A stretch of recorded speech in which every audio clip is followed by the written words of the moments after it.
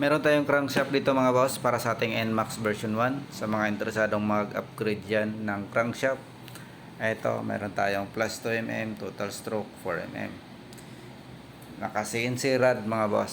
So, ito buksan natin. At meron din tayo nito sa Aerox NMAX 2020. Ayan. At sa mga di pa pala nakapalo dyan, kung interesado tayo ma-update sa mga paparating pa na parts para sa ating motor, pwede natin i-follow kung interesado tayo mga boss.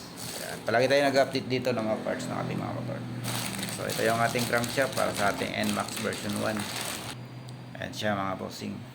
Naulit ko, meron din tayo nito sa Aerox NMAX 2020. Ayan. CNC rod mga boss. CNC rod makapal.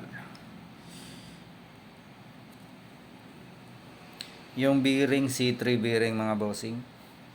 TBI C3 bearing. Ayan.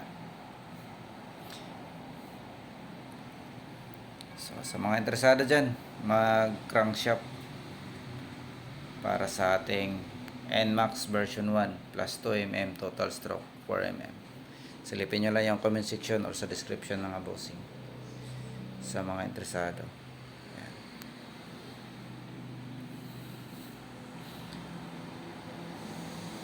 Crankshaft. Ayan, kaya na sumiglip mga bossing.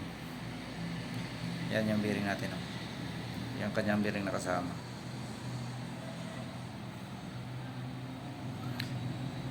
So, ayun mga bossing, yung crankshaft pala natin, mas pinatibay na rin yung dito niya mga boss. Kasi ito palagi yung naro ready. Pero ito mas pinatibay niya na dito mga boss. Ayan, NMAX yan. Para sa ating NMAX version 1. So, ayun lang mga bossing yung ating updates ngayon. Abang-abang pa sa mga paparating pa na parts para sa ating mga motor. Ride safe.